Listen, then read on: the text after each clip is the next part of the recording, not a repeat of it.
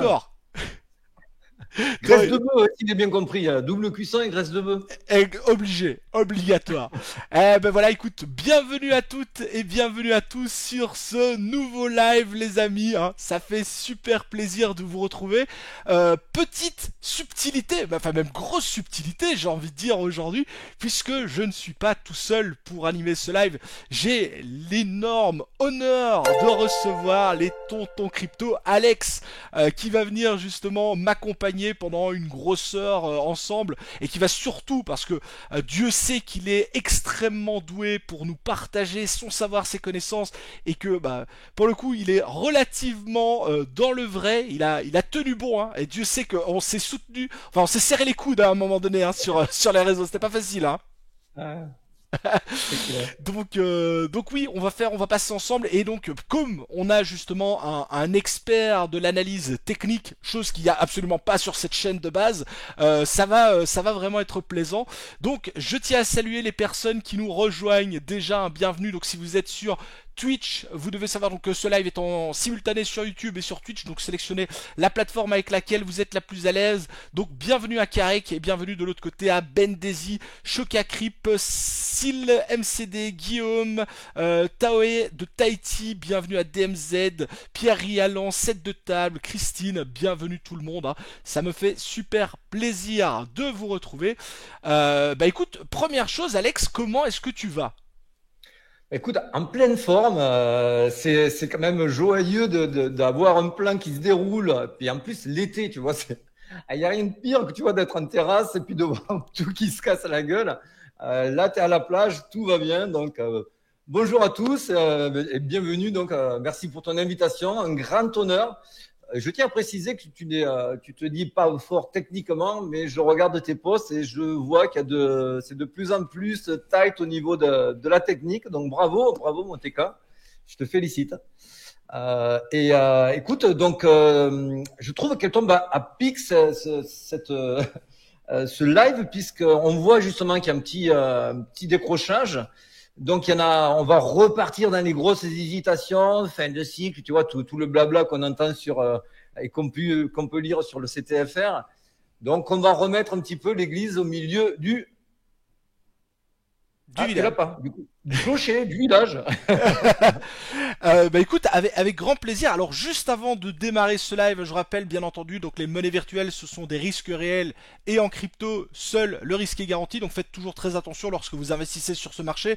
Vous le savez, vous l'avez probablement vu, la volatilité, elle peut être très importante, les changements de tendance, les retournements, etc., etc.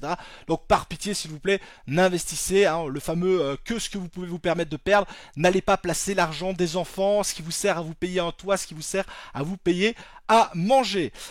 Donc ceci étant dit, alors attends, j'enlève le blablabla, où est-ce qu'il est le message, il est ici, je le masque.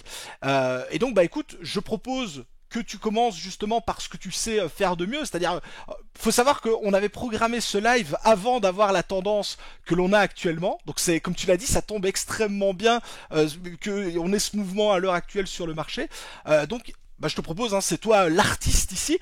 Est-ce que je te donne la main et je te laisse un peu présenter la situation actuelle et comment toi tu vois les choses et comment tu les ressens à l'heure actuelle. Bon, alors du coup, ce que je te disais en off, on va diviser en trois grosses parties, mais pour moi, les trois parties sont hyper importantes, quel que soit votre niveau d'analyse, quel que soit si vous êtes investisseur long terme, si vous êtes trader ou curieux, hétéro-curieux dans dans la crypto. Donc, les trois chapitres, ça va être simple. Bitcoin, c'est quoi le plan pour les mois à suivre? À savoir, donc, surtout été-automne, ça va vraiment swinguer. Est-ce qu'on peut craindre des retracements à partir de quand, sur quelle durée et avec quelle profondeur? Donc ça sera le premier chapitre. Le deuxième chapitre, ça je sais que c'est ce que beaucoup attendent, les alts et la fameuse alt season. Encore l'alt season. Ouais, est-ce qu'on peut attendre une vraie alt season? Est-ce qu'on peut s'attendre aussi à avoir quelque chose d'assez massif? Est-ce que ça va être dilué ou pas? Quelle en sera la durée, le début, la fin? Tout ça, on va vous donner aussi un petit encadrement. Et le dernier chapitre, qui est pour moi très important, qui marche énormément pour les traders, mais aussi pour les investisseurs long terme, parce que les investisseurs long terme regardent également des indicateurs. Et il faut savoir que là, on rentre dans une phase que les débutants, et même puisque là, je travaille continuellement avec mes lieutenants sur nos groupes. D'ailleurs, je les salue au passage parce qu'ils m'aident fortement dans mon travail. Et ces indicateurs-là qu'on se sert au long de l'année, particulièrement sur cette phase-là, la phase E que je vais vous expliquer, c'est la phase de verticalité dans laquelle on commence à partir. Vous avez des faux amis, des indicateurs qui vous ont super aidé jusqu'à présent et qui vont vous le mettre à l'envers à partir de maintenant. Et l'inverse, c'est vrai également, des indicateurs qu'on regardait pas trop, il va falloir y être de plus en plus attentif. Donc voilà, grosso modo, le plan pour Bitcoin, le plan pour les altcoins, les indicateurs à regarder et à ne plus regarder. Je pense que ça va faire plaisir à tout le monde parce que là tu balayes extrêmement large avec des points d'attention pour beaucoup de monde. Donc je pense que pour le coup ça va être condensé, mais c'est super intéressant parce que tu vas balayer très large au niveau des points intéressants à surveiller, quoi. Et si tu me permets, on va démarrer dès que tu me donnes le top. Bah écoute, je te propose de partager ton écran et moi je retire mon système. Alors attends, c'est où? C'est celui-ci et je dois activer ceci si j'ai pas de bêtises. Et voilà, on est bon.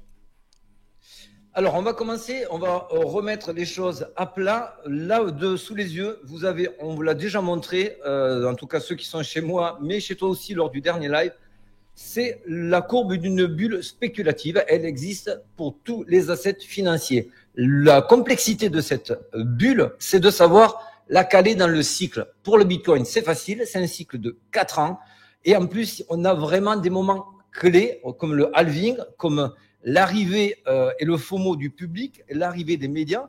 C'est pour ça que pour moi, aujourd'hui, on se retrouve ici, alors que la dernière fois qu'on s'était vu, mon cher TK, on sortait ou on n'était pas loin du piège baissier. Donc là, on arrive vraiment sur la phase verticale et c'est là où ça devient super intéressant, super excitant. Et avant tout, bravo à ceux qui ont tenu, parce que ça aussi, il faut le souligner. Honnêtement, ça a été une guerre, ça a été vraiment sauvage. Nous, on a eu le bon plan, on en est très heureux, mais quand ça a vraiment dévissé à 74K, j'ai sous-estimé à quel point les altcoins se sont fait rétamer. Ça, il faut être honnête. Même si on savait qu'il pouvait y avoir un moins 20% quand on a identifié le fameux SOS, mais bon, le fameux Wyckoff réaccumulation, mais je ne vais pas trop rentrer dans les détails. Waouh, quand on est passé de 100 000 à 74 000, on s'est tous fait dégommer, moi le premier. Donc voilà, c'est pas parce qu'on est dans le bon scénario qu'on ne prend pas des low kicks également. Hein. Et je trouve que c'est très bien amené. Enfin, je t'interromps juste 2 secondes là, mais parce que c'est extrêmement vrai. Encore une fois, si c'était, on le dit toujours, si c'était aussi simple d'investir, de gagner de l'argent et voilà, on le dit toujours, hein, tout le monde le ferait. Et au contraire, c'est ça la beauté de la chose, c'est que c'est des moments de doute, des moments où on se remet en question, où on se dit est-ce que au final j'avais la bonne stratégie ou au contraire pas du tout. On est tous passés par là, on a tous vécu ces moments un peu difficiles et un petit peu on dit toujours hein, le bout du tunnel, le bout du tunnel, le bout du tunnel, et tu le démontres là, c'est que c'est maintenant qu'il faut être concentré, qu'il faut être focus, parce que justement ce qui arrive, c'est entre guillemets le meilleur moment. Et c'est surtout pas maintenant qu'il faut lâcher et paniquer alors que vous avez traversé des orages de dingue. Nous tous, je vous le redis, hein, même si on s'en sort bien parce qu'on a acheté au bon moment, mais quand on a vu Ether descendre à 1500, franchement, moi, j'ai été poussé dans mes dernières limites vraiment pour soutenir mon scénario. Hein. Bon, alors du coup, on enchaîne. Donc ça, vous avez compris, pour les tontons, on se situe ici. Vous commencez à le voir. On a vu sur les chaînes mainstream, on parle du 120 000, même si on vient de redescendre en dessous. Il suffit qu'on passe au-dessus et c'est reparti sur le mainstream. Et alors, ça nous amène avec un petit peu d'opium. Ça, c'est une publication que j'avais fait sur X. Je vous la montre parce qu'elle est hyper importante. C'est qu'est-ce qui va se passer cet été. Voilà. C'est très simple. Je vais quand même essayer d'être concis en vulgarisant au maximum, tout en quand même vous donnant le maximum d'informations. Là, ce que vous avez à l'écran, c'est ce qui s'est passé les étés avant chaque bull run. Je dis pas chaque été. Je dis les étés avant chaque bull run. Donc là, on a l'été 2013, on a fait un plus 100%. On a eu l'été 2017, on a eu un plus 110% et on a eu l'été 2021, un plus 60%. On pouvait aussi regarder l'été avant ce top-là, si on pouvait regarder le top ici. Donc, c'était l'été 2020. On avait également une belle progression du Bitcoin. Pourquoi? Parce qu'on arrive dans des phases qui sont hyper importantes. Là, on va complètement changer d'objectif. Ça ne va plus être de faire peur, de faire lâcher les gens, de les sortir du train. Maintenant, on va rentrer de plus en plus en mode « venez les amis, on vous rassure, montez dans le train ». Vous avez l'impression que c'est trop tard, mais non, allez-y, venez, vous allez voir, ça va bien se passer. Prenez votre billet. Voilà, il est un petit peu cher, mais vous inquiétez pas, vous allez vous y retrouver. Voilà, aujourd'hui, on est dans cette phase-là. Cette phase-là, normalement, elle s'accompagne de beaucoup d'arrivées de capitaux. Là, je vous l'ai mis à l'écran. Pour résumer, et ceux qui sont un petit peu concernés par vraiment la crypto et qui veulent la pousser plus loin, surtout, renseignez-vous sur les schémas de Wyckoff. Si vous prenez du Wyckoff et que vous le mettez, attention, sur du long terme, daily ou weekly, vous avez déjà énormément d'avance sur le pecno moyen qui débarque. Alors, qu'est-ce qui s'est passé grosso modo depuis des mois? Depuis des mois, c'était d'ailleurs, écoute, c'est bien simple. Je ne vais pas dire de bêtises. Nous, le live, on l'avait fait, on était ici, là, tu vois, à ce point-là. Je ne sais pas si c'est visible à l'écran. C'était le bon vieux temps, surtout.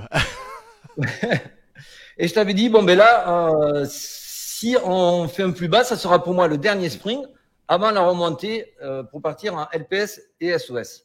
Donc, pourquoi ces points sont importants? Parce qu'ils signent, c'est des markups forts qui signent.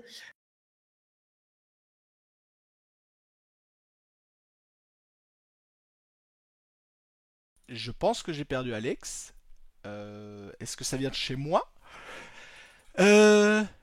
Attends. Depuis 2023. Ah, ok, il y a eu une coupure. Je sais pas pourquoi je t'ai perdu. Voilà. Ah, Je suis désolé, j'ai perdu les 10 dernières secondes, l'ami. Je ne sais pas pourquoi.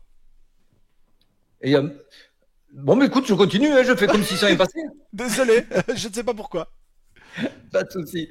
Alors, du coup, donc, pourquoi je vous parle de ce fameux schéma de Wyckoff réaccumulation?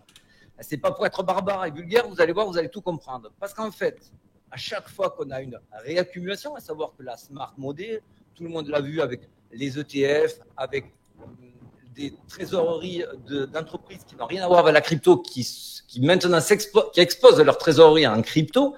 Donc tout ça, on voit que les institutionnels se débarquent. Et s'il y a toute cette accumulation, il faut qu'il y ait derrière une distribution. Donc à chaque fois que vous avez une accumulation ou une réaccumulation de Wyckoff, vous avez obligatoirement une distribution. Je te coupe 30 secondes. Je te coupe 30 secondes. Ouais. Cet indicateur de Wyckoff, tu le retrouves sur TradingView facilement? Non. Là c'est un schéma et c'est toi vraiment qui dois analyser et faire vraiment que tu vois, moi j'avais trouvé le cric ici très vite, c'était février 2025. Et parce qu'en 2025, quand on a fait ce top-là, alors que je pensais des mois à l'avance que ça pouvait être un top final, les marqueurs n'y étaient pas sur l'on-chain, n'y étaient pas en technique. Donc j'ai dit, les gars, si on redescend ici, c'est pour faire de la réaccumulation. Donc là, on a analysé, c'est un schéma, c'est un indicateur que vous ne trouverez pas sur TradingView. Là, ça demande soit de suivre les bonnes personnes, soit de vous former vous-même. Pourquoi je vous en parle? Donc, du coup, je reviens parce qu'en fait, les phases les plus, allez, tant pis pour le terme, j'espère que ça ne sera pas coupé, les plus bandantes, eh bien, on y est dedans. Voilà, on y est, c'est la phase E. La phase E, la phase verticale. Hop, je remets un ça vend du rêve, là. Hein. Voilà, alors, je vous le redis, ce schéma-là, ne le prenez pas pour argent comptant. Très sincèrement, ça peut aller plus haut, mais ça peut aller aussi plus bas. Ce qui est sûr. D'ailleurs, je crois qu'on a eu un échange vite fait sur X tous les deux. Ce qui est sûr, c'est que 120 000, pour moi, écoute, vraiment, je ferai un mea culpa sur tous les réseaux, sur tous mes réseaux, si c'est le cas. 120 000 ne peut pas être un top. Parce que 120 000, aujourd'hui, tous les institutionnels, toute la smart money qui a accumulé, s'ils commencent à vendre, Ils n'auront même pas vendu la moitié de leur stock, qui seront en dessous de leur prix d'achat parce qu'ils auront fait dévisser énormément le cours.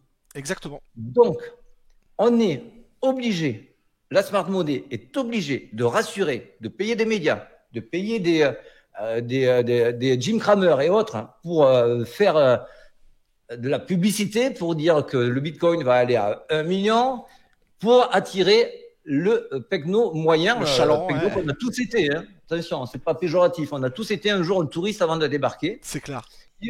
Il faut juste rassurer énormément parce que là, ils se disent, wow, un Bitcoin à 120 000. Écoute, même pas un rêve, hein, tonton. Et en fait, mais non, c'est vrai, c'est vrai. Le truc, c'est que si on te dit, demain, il a fait 125, après-demain, il a fait 130, 140, et que tout le monde l'annonce à 1 million, les mecs n'en auront plus rien à foutre du prix de base s'ils sont absolument convaincus que dans 2-3 semaines, ils auront fait un super bénéfice. C'est le principe de la phase E. C'est le principe aussi de la verticalité, à savoir aller en phase de cupidité et d'illusion. Voilà. Donc ça, c'est indispensable. Donc je reviens, hop, ici. Ça, c'est indispensable. Cette phase E, 2 choses importantes. Vraiment hyper importantes. On aura de moins en moins de retracements. Ça veut dire qu'il n'y en aura pas. Là, on est en train d'en subir un. Mais surtout, ils seront de plus courte durée. Parce que je le redis, sur ces phases-là, il faut éviter au maximum de faire peur. Il faut enchaîner des journées dans le vert avec peu ou pas de retracement pour dire ah ouais, là on arrive sur quelque chose de costaud où le gain paraît presque garanti.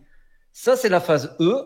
Et elle va se finir avec le début de la phase A qui sera la phase de distribution. Donc, je continue pour l'instant. Si je suis pas clair, tu me dis. Hein. Non, pour moi c'est super clair. Je profite justement de ton savoir. J'avais juste une petite question. Cette phase E, donc la phase de verticalité qui est juste avant la phase de distribution. Alors, je te demande pas une date parce que c'est pas ça que je veux savoir, mais on parle d'une période qui dure en journée, en semaine, en mois, plus ou moins une idée. Hein. Je m'attends pas à ce que tu me dises c'est 3,82 jours. Hein, on est bien d'accord. Écoute, tu m'amènes vraiment, sur la suite. On ne s'est pas concerté, hein, je vous rassure. C'est pas préparé. La transition parfaite, tu vois, c'est la durée des phases E. On les constate sur les autres bull runs. Alors, ce n'est pas une valeur absolue. Vous vous doutez que ça peut être plus ou moins.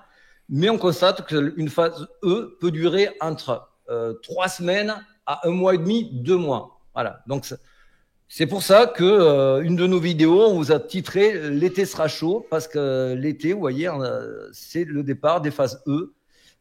Et donc, du coup, ça nous rassure pas mal sur cette phase-là. Mais à la fois, il faut être les premiers à se positionner sur ces verticalités-là. Parce que si tu rentres là-haut et que tu prends un petit retracement, tu paniques vite, tu lâches, tu deviens une main fragile. C'est clair. C'est pour ça que moi, j'avais vraiment fait le forcing auprès de ma commune. Dès qu'on a cassé les 112 000, pas la première fois, mais dès qu'on l'a repassé une seconde fois, je l'ai clairement dit sur notre Telegram, portez vos coronesses, lâchez les chevaux, c'est maintenant. Tu vois, ces termes-là avaient clairement été dit sur notre Telegram.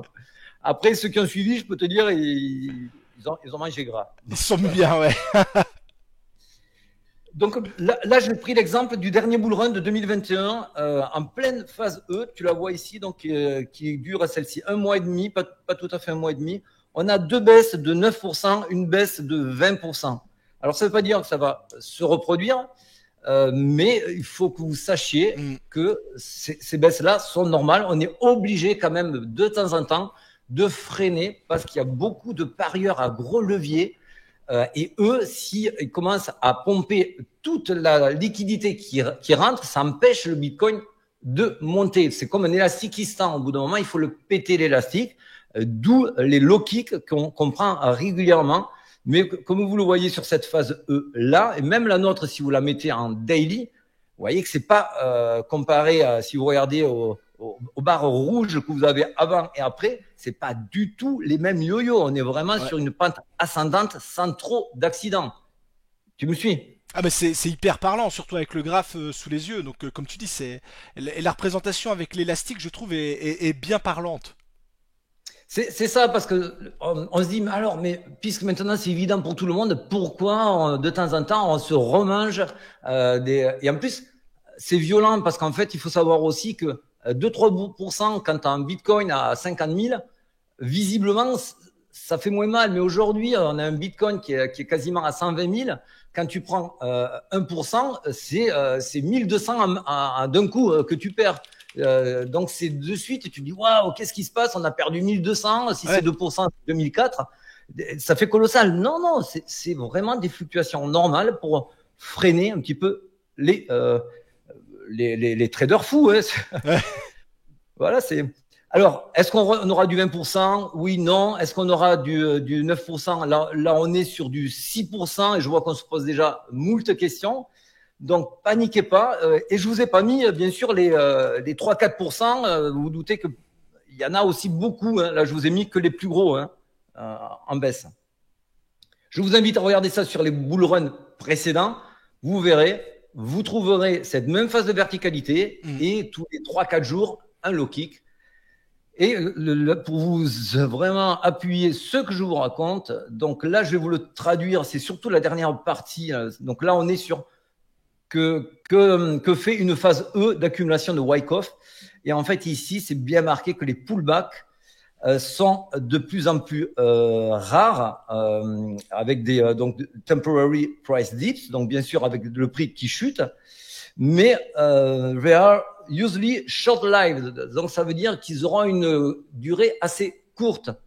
Je le redis, pourquoi? Parce que le but aujourd'hui, c'est de rassurer.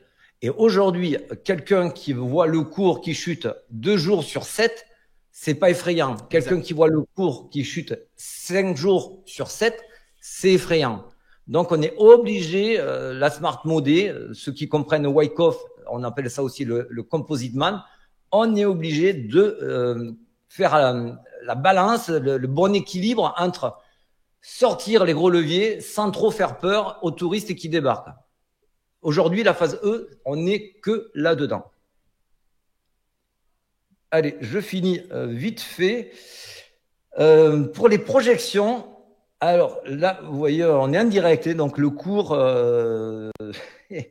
Donc là, on est en direct, c'est sur du 1 heure.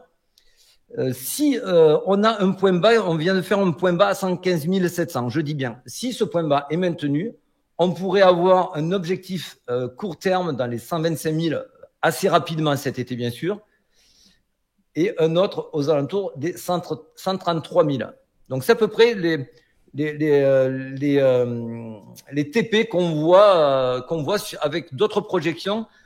Là, on est sur une extension de Fibonacci qui est pour l'instant fragile puisqu'elle est calquée juste sur ce niveau plus bas. C'est ça. Pour les traders, ce que je disais à mes tontons en off, là, on a pour moi un diamant qui est en train de se dessiner.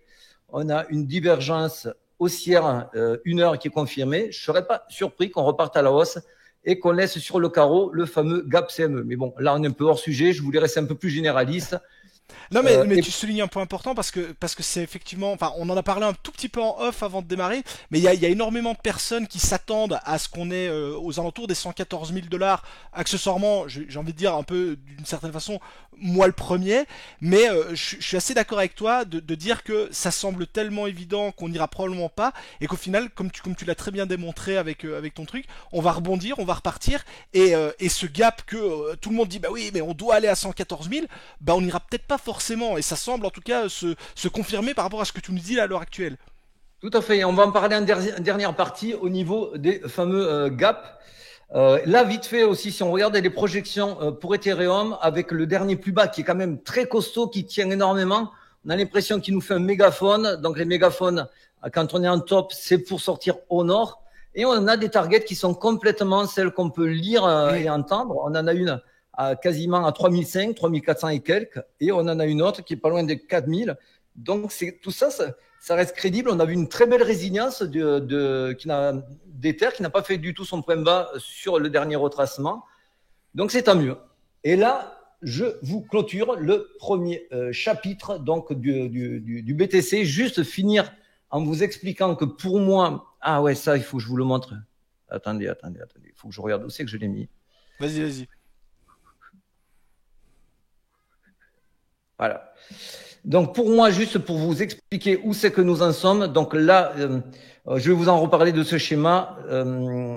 Grosso modo, ce qu'on voit sur les derniers cycles, c'est qu'on arrive à maturité du cycle 16 mois après le halving.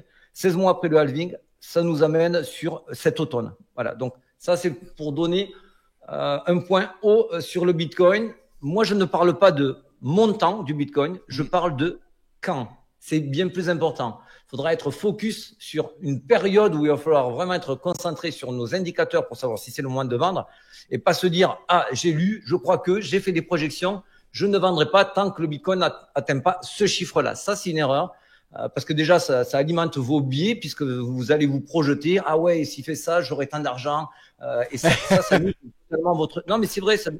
dès que tu te projetes, tu te niques au niveau de ton biais. Donc, ça, il faut pas le faire.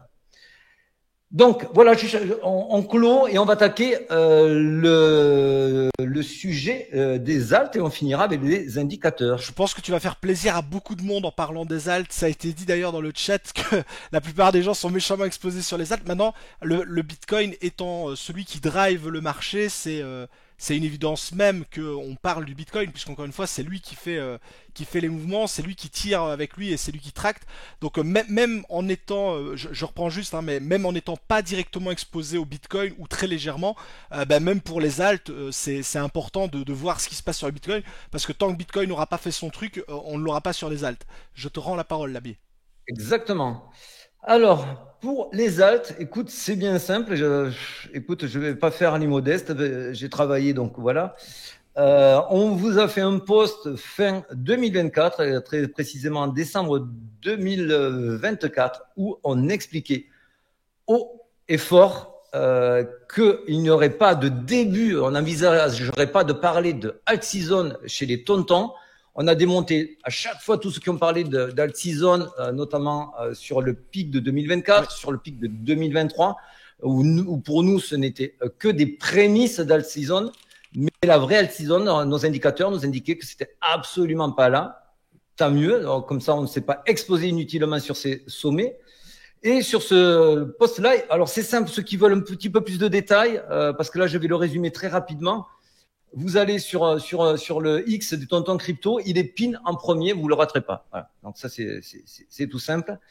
On explique par un calcul que j'avais fait sur les anciens bull run que on observe une baisse drastique de la dominance quand le Bitcoin fait vraiment un top assez important pour que ça génère du profit suffisamment vraiment copieux pour que les gens se disent wow, c'est bon, maintenant je vais pouvoir me risquer, j'ai tellement gagné, je me suis bien farci la panse. Je peux aller sur les autres. Tu vois, c'est un peu comme le mec au casino qui touche gros et qui d'un coup va se dire bon, mais vas-y, je peux lâcher quelques jetons sur tel ou tel numéro. Bon, et bien là c'est pareil. Donc, grosso modo, on avait vu que ça se situait sur un gain de 60% au-dessus de son dernier ATH. Et ce calcul-là, c'était fin 2024, c'était 120 000 balles. Donc pour moi, dès qu'on dépassera et qu'on acceptera les 120 000 balles, pour l'instant on l'a chatouillé et on va y retourner, c'est ce que je pense. Là, on pourra commencer à parler d'alt season. Si c'est le cas, oui, il y aura une alt season. Est-ce que tout le monde va en profiter? Pour moi, ce seront forcément les jetons les plus hypés, les mieux représentés, mais quand même, ça ruissellera. Alors oui, il y a beaucoup de jetons, donc ça ne sera pas comparable avec les anciennes alt season, mais grosso modo, tout le monde verra son portefeuille grossir. Les derniers jetons seront vraiment plus sollicités pour aller claquer des multiples. Ceux qui ont déjà fait leurs multiples, j'en ai déjà parlé, j'en reparle pas, mais ça sera compliqué de refaire des x10, x20 s'ils l'ont déjà fait juste avant.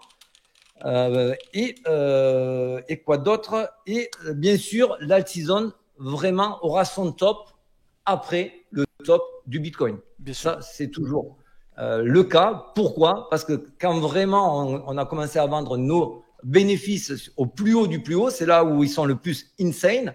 Donc, c'est là où on est le plus prêt à jouer, à se risquer, puisqu'on est gras comme un cochon. D'autant plus que la dominance, alors attention, la dominance est une conséquence, c'est pas une cause. Donc là, je vous parle de la conséquence, à savoir quand on commence à avoir confiance dans le marché et qu'on s'est bien gavé sur le Bitcoin, et bien du coup, on en vend un petit peu pour s'exposer sur les alts. Ça ne veut pas dire que le cours du Bitcoin va baisser, au contraire, parce que les touristes vont arriver quand même et achèteront ces disponibilités-là. Mais là, on voit, on est en weekly, hein, chaque barre est une semaine, qu'on a enfin, je dis bien enfin, entamé quelque chose de sérieux. Vous voyez, par exemple, ça serait le cours d'une crypto. Je ne serais pas confortable en weekly si j'avais ça, quoi. Je vous le dis direct. Ça pue le top, quoi. C'est super intéressant. C'est super intéressant.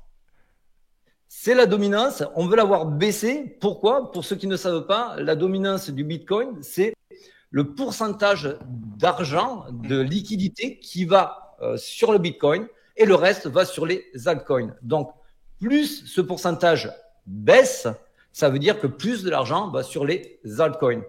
Je le redis, ça ne veut pas dire que la dominance du Bitcoin baisse, que le prix du Bitcoin doit baisser également. C'est ça qui est un petit peu compliqué. Je te l'ai pas mis, mais d'ailleurs, regardez les schémas de reversement, vous verrez comment ça fonctionne. Quand vous avez la dominance qui baisse, le prix du Bitcoin qui monte, les altcoins explosent. Si vous avez la dominance qui augmente, le prix du Bitcoin, non, la dominance qui baisse et le prix du Bitcoin qui baisse, les altcoins se font défoncer. Bon, ça c'est un tableau, je vous l'ai pas mis, mais c'est pas le plus important ce soir. On continue. D'ailleurs, attends, je te coupe 30 secondes, mais c'est très intéressant d'ailleurs ce que tu expliques au niveau justement de la baisse de la dominance et du prix du Bitcoin, parce qu'il y a beaucoup de gens qui imaginent que parce que à un moment donné les alts vont en profiter, ça veut forcément dire que le prix du Bitcoin va baisser, parce que ça veut dire que les gens vendent le Bitcoin, etc., etc. Or, c'est ça qui est très intéressant. On peut avoir clairement un Bitcoin qui continue à monter, mais peut-être monter moins fort, voire même qui se positionne en range, et avoir une alt season à côté. Et ça, c'est important parce qu'il y a beaucoup de gens qui pensent que il faudrait, tu sais, limite que le Bitcoin retourne à 100 000 $ et qu'il y ait une vente massive pour que on ait une alt season, alors que c'est pas du tout le cas. Et ça, tu fais bien de le préciser parce qu'il y a beaucoup de gens qui imaginent ça de la sorte, avec notamment, comme tu l'as dit, l'indicateur de la dominance du BTC. Donc c'est une très très bonne précision pour les personnes qui connaîtraient pas super bien comment ça fonctionne, quoi. D'ailleurs, on sait que la période la plus faste pour les altcoins, c'est quand BTC est pas loin de son top final, de son ATH final, et qui commence à ranger. Là, il y a beaucoup d'argent qui afflue du coup dans les alts. Et on le redit, on peut avoir des phases où le Bitcoin baisse légèrement ou sans être des baisses violentes, et avoir des hausses sur les alts complètement phénoménales. Voilà. Allez, on continue. Donc là, on est sur le fameux schéma qu'il faut regarder je vous le marque ici. Tac, tac, tac. Là, on est sur l'alt season. Tac, tac, tac. Moi, j'aime bien le regarder en year. Ouais. Parce que beaucoup le regardent en daily ou quoi, et ça peut fausser énormément les choses. Voilà, donc en year, on n'est pas du tout en alt season. On est bon, là c'est la Bitcoin year. Bon, c'est vraiment lent au niveau de la réaction. Mais grosso modo, quand on arrivera dans la zone un petit peu bleue ici, si on n'est pas positionné sur les alts, ça sera trop tard. Donc pour moi, c'est quand on commence à flirter avec la ligne bleue ici qu'on doit avoir fini ses bacs sur les altcoins. Et si vous voulez le voir, ce que beaucoup font, si on le regarde en alt season normale, vous voyez bien que là, on est sorti de la Bitcoin saison. Là, je suis assez d'accord en soi. Aujourd'hui, je n'achèterai pas du Bitcoin maintenant. Voilà. Il fallait l'acheter avant. Ça ne veut pas du tout dire que c'est un mauvais investissement. Mais aujourd'hui, quand tu sors de la phase de réaccumulation, c'est pas après d'être sorti de la phase de réaccumulation que tu es censé T'aurais dû acheter. Le faire avant normalement. T'aurais dû avoir accumulé avant, bien sûr. Exactement. Aujourd'hui, on a tellement eu peur sur les altcoins que les gens ne vont pas vouloir aller sur les altcoins, alors que les altcoins, elles, ne sont pas du tout sorties de leur phase de réaccumulation.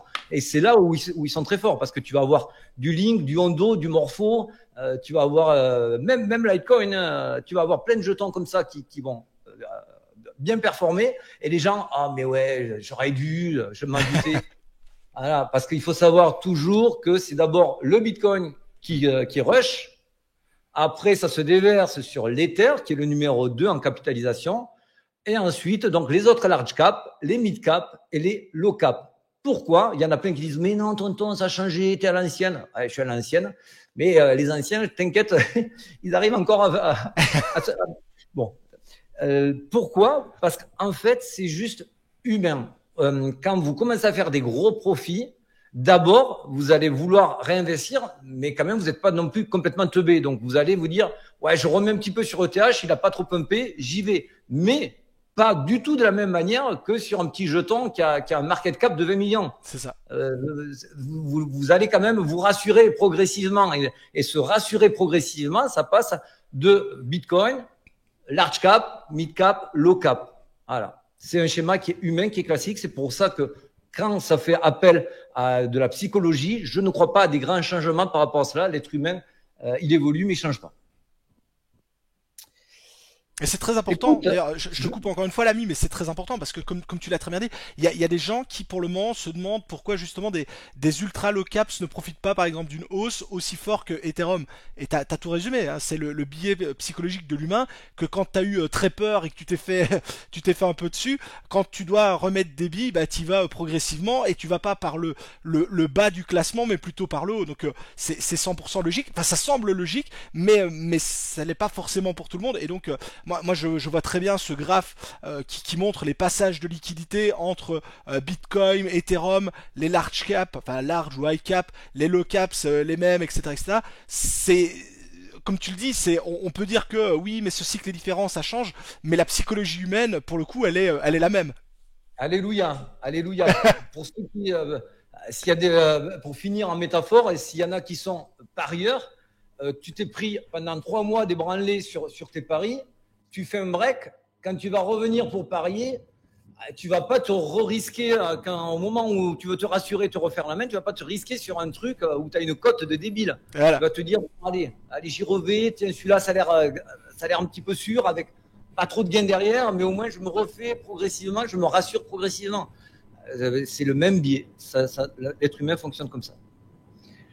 Et pour finir, donc du coup, si on en revient à notre alt season, donc là on est sur le total 3. Le total 3, on voit qu'on a fait, alors je vais pas être trop technique, on a fait le rebond qu'on espérait, on est allé ici, et on entre dans une dynamique haussière maintenant. On voit qu'on fait des hauts plus hauts et des bas plus hauts. C'est ce qu'on veut voir, donc ça veut dire que pour l'instant, c'est à valider. Quoique non, là on a bien fait un haut plus haut.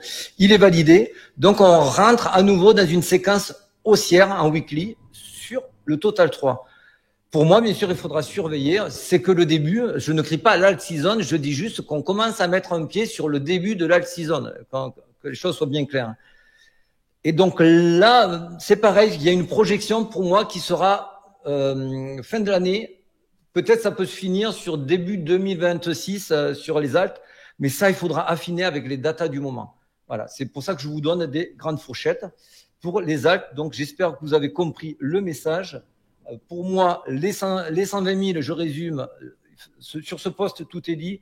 Dès qu'on passe les 120 000 à nouveau et qu'on le consolide et qu'on le valide, s'exposer sur les alts ne sera pas une connerie. Ce sera, au contraire, moins risqué que en termes de rentabilité que de miser de tout garder sur du Bitcoin.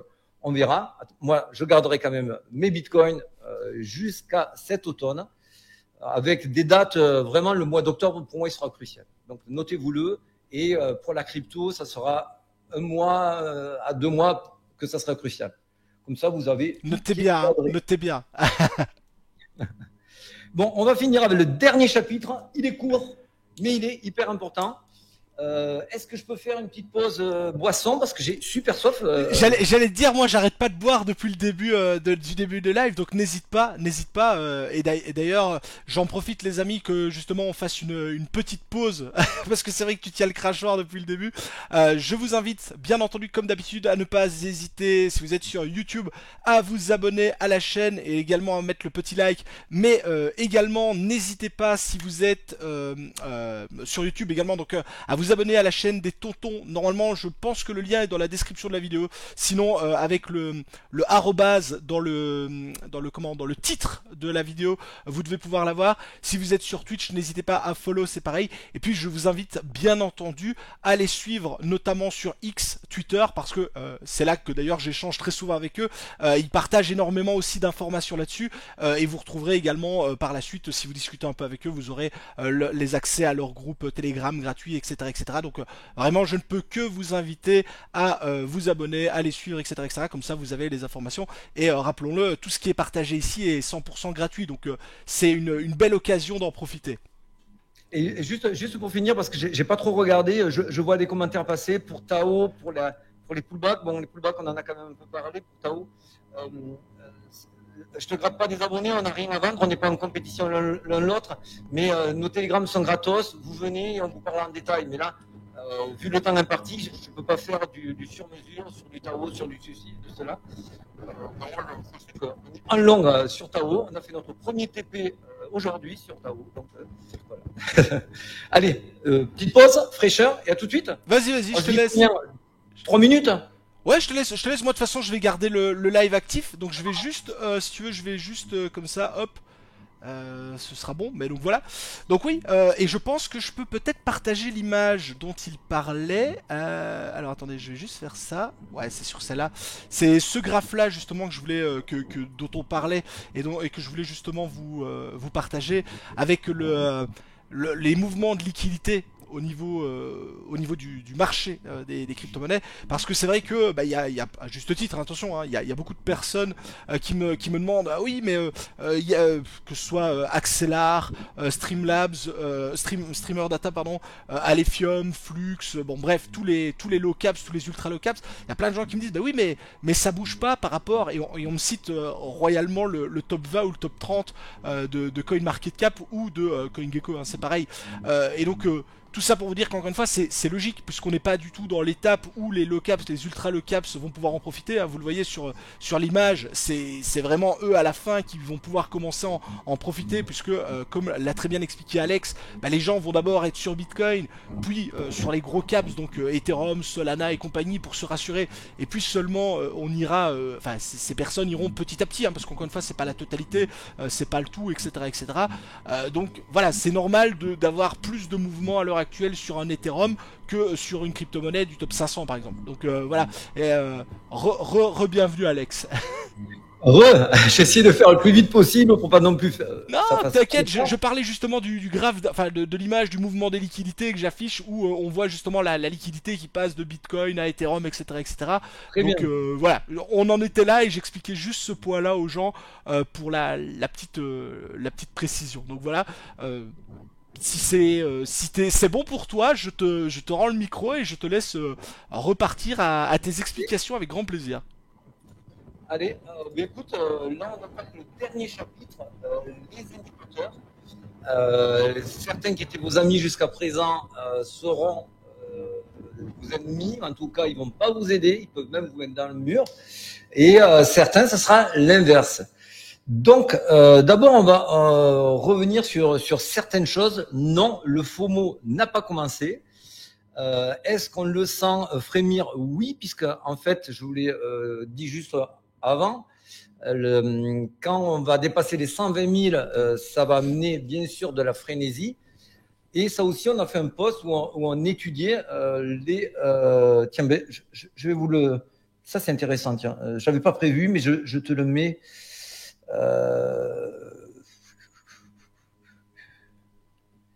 Attends, il faut que je fasse...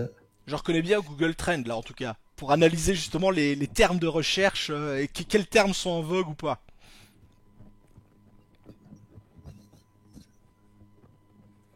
J'essaye de faire vite, c'était pas prévu, mais c'est intéressant. T'inquiète. Si on a un beau bull run, on lui offrira un beau micro, vous inquiétez pas. Il est pas bon le micro, ça marche pas? Si, mais il y a juste des moments où on dirait que t'es loin, donc à mon avis c'est juste un problème au niveau de l'équilibrage ou autre, mais franchement sinon c'est à 99,99 du temps c'est nickel. C'est le petit comment, la private joke qu'on peut avoir entre nous. Je ne veux pas me prendre la période, mais grosso modo, pour résumer très vite aussi, je vous le il est sur X. En effet, on peut vous expliquer, en fait, on regardait quand est-ce que le FOMO arrive. Vous voyez, le FOMO, c'est quand les mecs débarquent de cette manière-là. Donc là, on était sur le bull run de 2021. On se rend compte qu'on a le début du FOMO, c'est grosso modo octobre-novembre de 2020 et on l'a pareil en 2016. Et quand on regarde ces 2 mois-là, donc octobre-novembre de 2016 et octobre-novembre de 2020, on voit que ce FOMO commence des jours après être rentré en phase E. Et la phase E, je vous en ai parlé en préambule, c'est pour ça que je vous en parle maintenant. Ce FOMO-là n'arrivera que pour moi quand on dépassera les 120 000, qu'on enchaîne 2, 3, 4 journées de plus sans trop de gros retracements, le temps que les mainstream arrivent, débarquent et fassent le travail. Là, c'est pour ça que je vous montre cet indicateur. Lui, il reste fiable. On voit qu'on commence à bouger.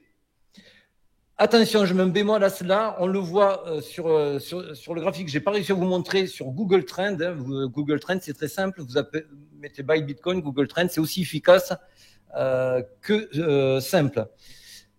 Ça ne sera pas les mêmes montées qu'on a vues auparavant, puisque ça devient de plus en plus culturel, ça devient de plus en plus répandu, et on vous propose maintenant du Bitcoin un petit peu partout. Il y a quelques années avant, c'était beaucoup plus dur d'en parler, de trouver. Donc c'est pour ça qu'on n'aura pas des pics comme on avait avant. Hein. On le voit d'ailleurs, je le redis sur le graphique que je ne vous ai pas montré, on voit que ces pics baissent, mais ils restent visibles. Là, on attend du coup qu'il y ait une belle poussée pour dire, tiens, le FOMO arrive, ça sera un indicateur. Quand vous verrez que ça commence un petit peu à saturer, ça sera aussi un indicateur de se dire, bon, il faut commencer à vendre. Vous voyez, là, on est en 2021, c'est encore en plein FOMO et ça commence à baisser.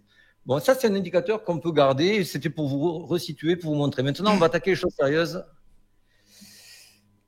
Quand Alex des Tontons va vendre, voilà. Quand est-ce qu'on fait les sous? Moi, je vous le dis clairement, un de mes indicateurs principaux sera le RSI en mensuel, en monthly. Donc, quand on arrivera, vous voyez, c'est assez méthodique. À chaque fois qu'on tape cette barre, derrière, ça n'y rate pas.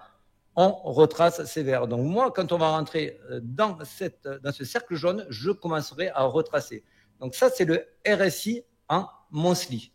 Attention, donc celui-ci est efficace et lui fait partie aussi de la catégorie à éviter sur les courtes et moyennes périodes, parce que quand vous allez rentrer en phase E, il sera bien sûr en overachat, il va rester plafonné longtemps, il va vous montrer des divergences baissières et vous allez vous dire, ah, mais là c'est sûr, ça va redescendre, mais c'est sûr, ça va redescendre.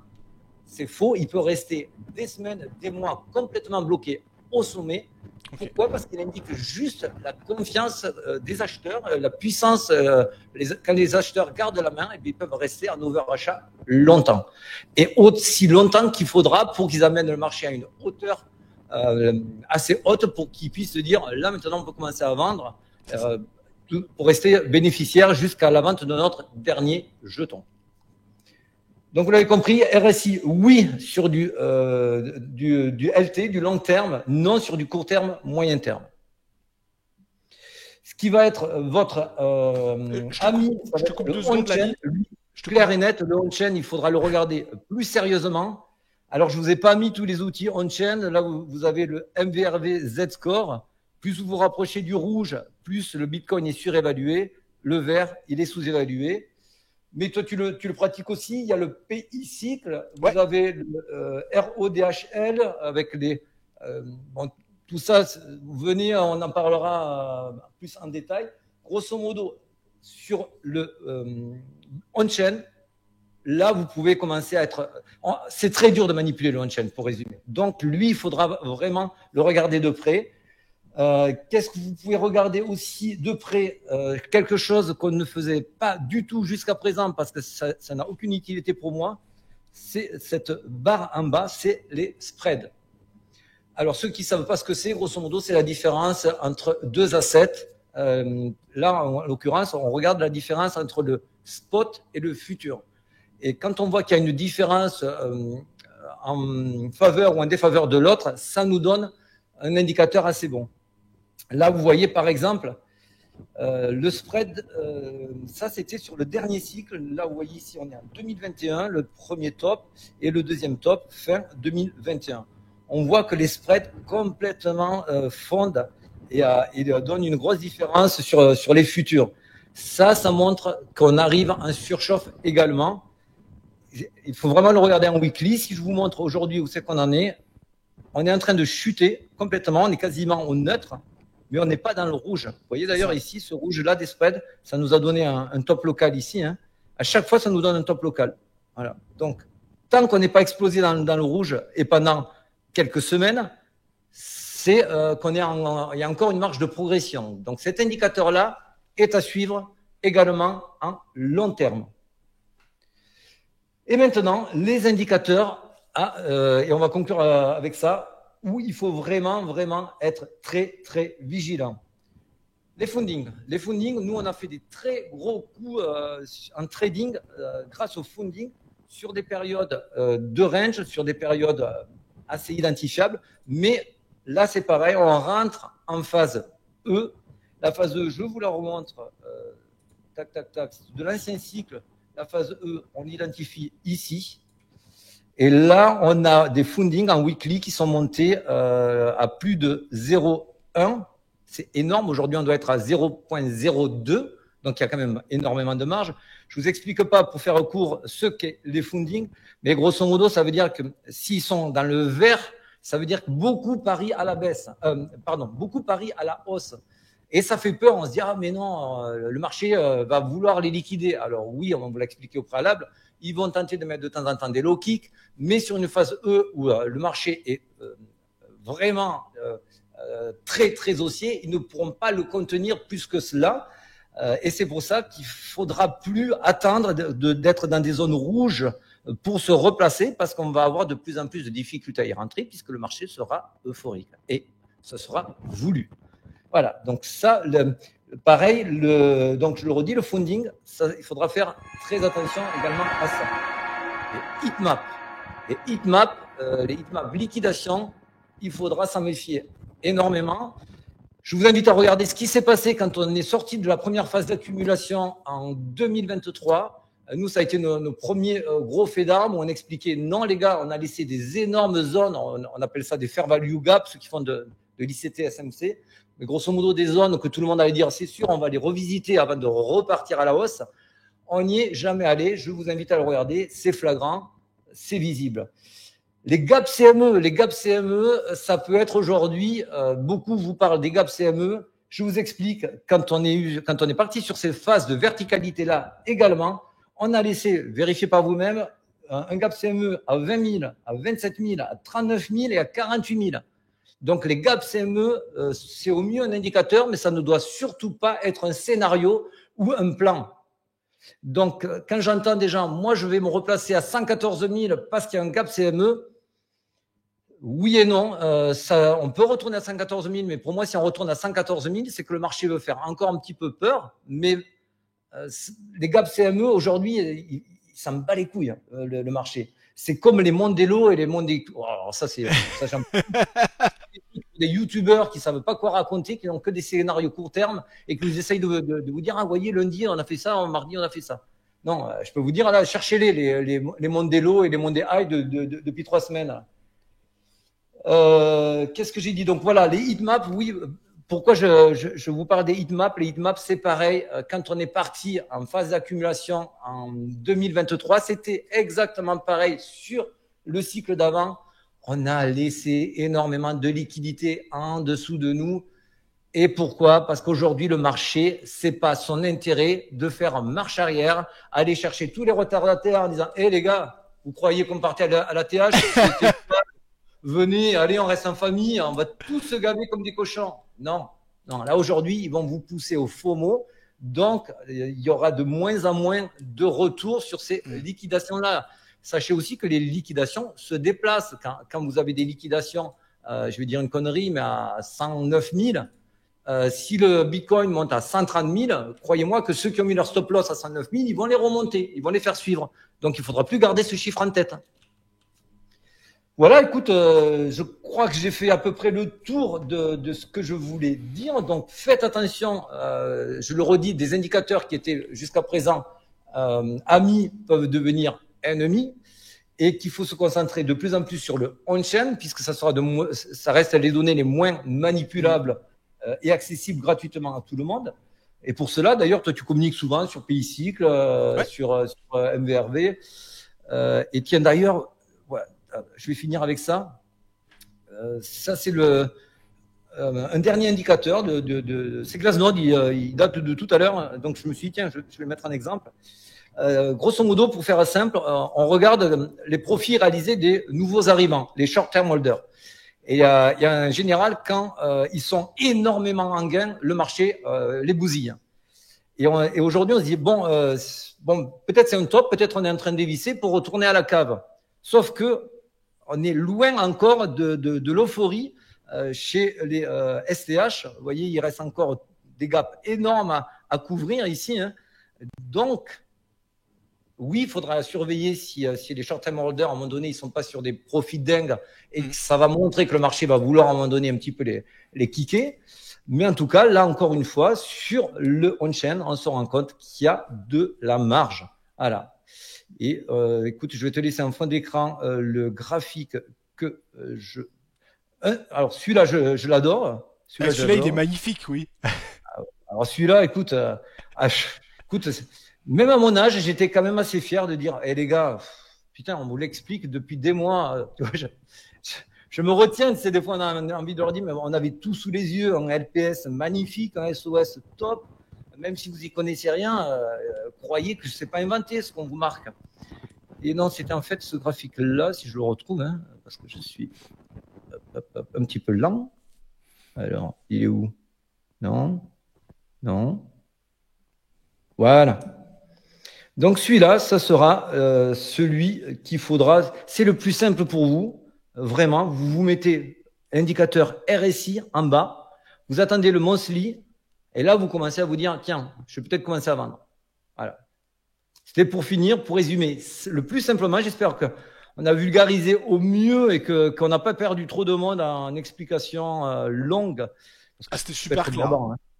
C'était super clair, franchement c'était super clair, c'était super bien expliqué, en plus avec justement les comparaisons entre les différents indicateurs et les différentes phases du cycle, avec surtout le Bitcoin, les alts, etc. etc.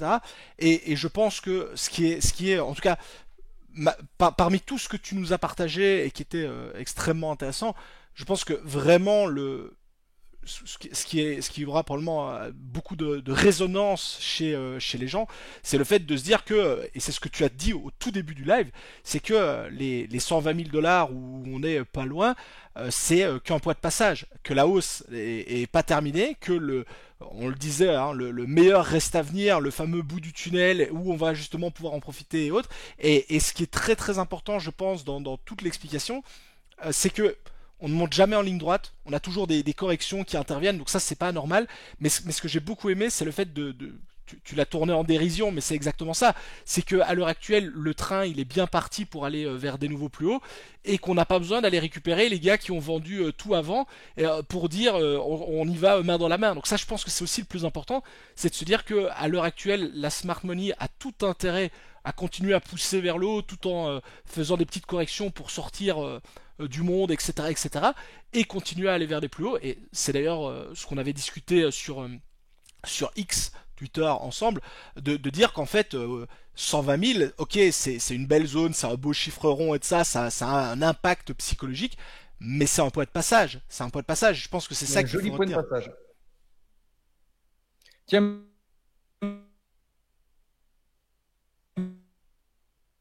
Je ne t'entends plus, Alex. Je t'entends plus du tout. Je ne sais pas si c'est de mon côté ou si c'est lui qui a perdu la connexion. Euh, je vais vérifier si c'est pas de mon côté. Hmm. En tout cas, j'ai pas l'impression que c'est de chez moi. C'est peut-être une bêtise, hein, mais. Alors attendez, hop. Euh... oui, écoutez, je pense que j'ai complètement perdu Alex. Alors attendez. Non. Oui, écoutez, il est 19 h, il devait partir manger, hein. Non, honnêtement, en tout cas, ça a pas l'air d'être de mon côté. Je regarde s'il arrive à rejoindre via le lien. Alors attendez, je regarde vite fait parce que on échangeait sur X. Je regarde si c'est de chez moi. Blablabla. Alors attendez, hein, je vérifie s'il n'est pas revenu.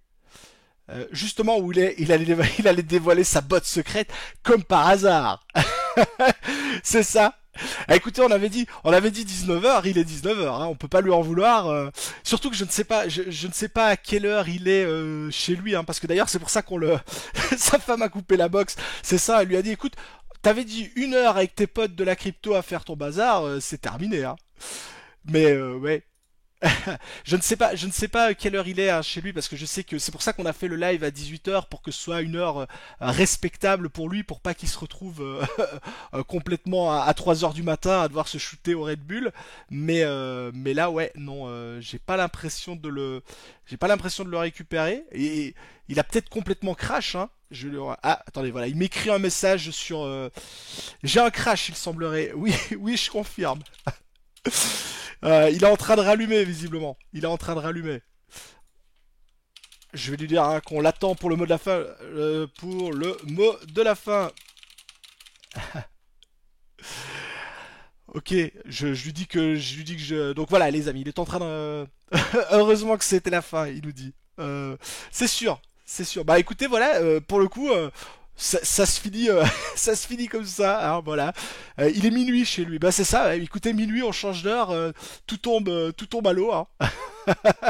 Bon, le plus important, je pense que c'est de toute façon, hein, je pense que le message qu'il a voulu partager a été plus que clair et il a partagé énormément d'infos. Vraiment de hyper quali, et ça me fait d'ailleurs très plaisir d'avoir Alex avec nous pour parler de ça. Et d'ailleurs, pour ceux qui débarqueraient pour la première fois sur ce live ou autre, vous devez savoir que Alex et d'autres d'ailleurs, parce que c'est pas seulement lui, vont revenir beaucoup plus régulièrement sur les lives, notamment à la rentrée, parce que là je vous avoue que voilà, on arrive tout doucement en période de vacances, etc., donc je vais pas lancer ça maintenant et vous savez, devoir jongler avec les plannings de tout le monde.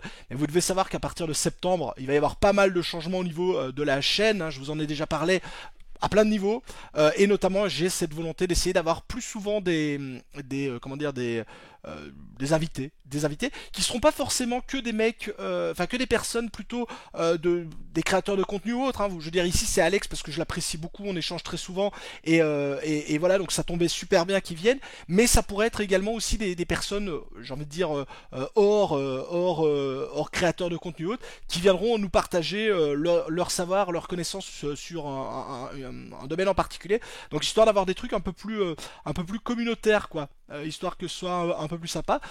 Donc je mettrai ça en place à partir de septembre, mais il y aura effectivement, notamment au niveau des lives, un peu plus de choses collaboratives, histoire que je sois plus tout seul. Et voilà, c'est un plaisir justement de recevoir, parce que je pense que vous l'avez compris grâce à nos échanges, mais on se connaît très bien, on s'entend très bien, et tout va pour j'ai envie de dire, on est beaucoup raccord sur de nombreux points, même si on n'a pas forcément toujours les mêmes approches. Donc, invite Clara Morgan. Écoute, ce sera avec plaisir. En tout cas, si quelqu'un a son numéro, n'hésitez pas à me le partager, hein. Je me ferai un plaisir de l'inviter dans un live. Elle a peut-être des choses à nous proposer, hein. Que sais-je, que sais-je. Donc voilà, les amis. Sinon, en attendant, hein, je peux que vous inviter une fois encore à n'hésitez pas à liker le live si vous êtes sur YouTube. N'hésitez pas à vous abonner si ce n'est pas déjà fait. Si vous êtes sur Twitch, n'hésitez pas à follow.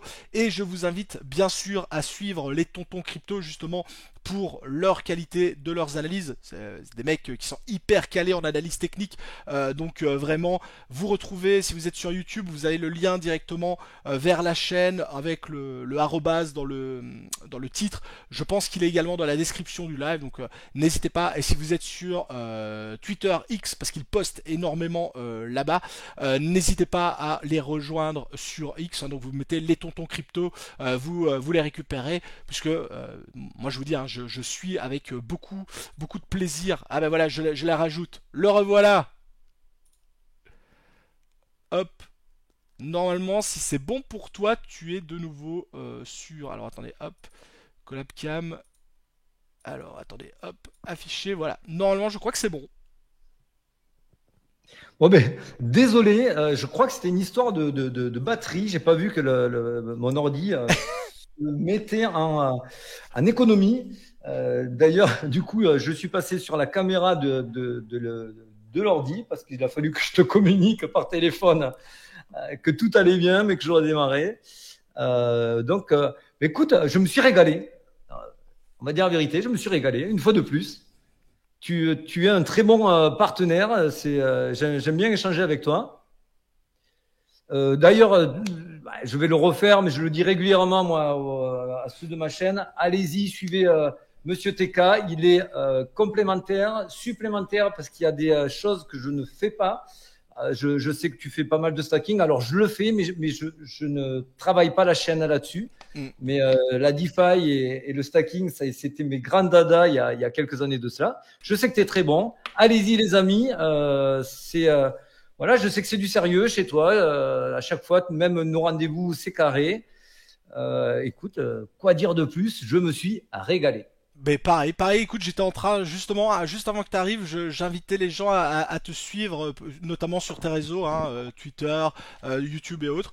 Et pareil, je pense que ce sera ça le mot de la fin, mais c'est que c'était un véritable plaisir. Et j'ai déjà un petit peu teasé que tu serais réinvité avec grand plaisir à la rentrée, puisque j'expliquais justement qu'à la rentrée, je vais essayer de faire beaucoup plus de live collaboratifs, et que comme bah, j'ai envie de dire, le courant passe si bien entre nous, et qu'en plus ton travail est hyper qualitatif, c'est avec grand plaisir que je t'inviterai. D'ailleurs, comme je te l'avais dit, tu seras le premier à intervenir dans cette nouvelle version de ma chaîne, puisque je renouvelle pas mal de choses pour la rentrée. Et donc ce sera un vrai plaisir de faire ça avec toi, parce que je sais que il y aura pas de prise de tête, ça va rouler, donc voilà. Et juste avant, remets juste un dernier coup sur le partage d'écran.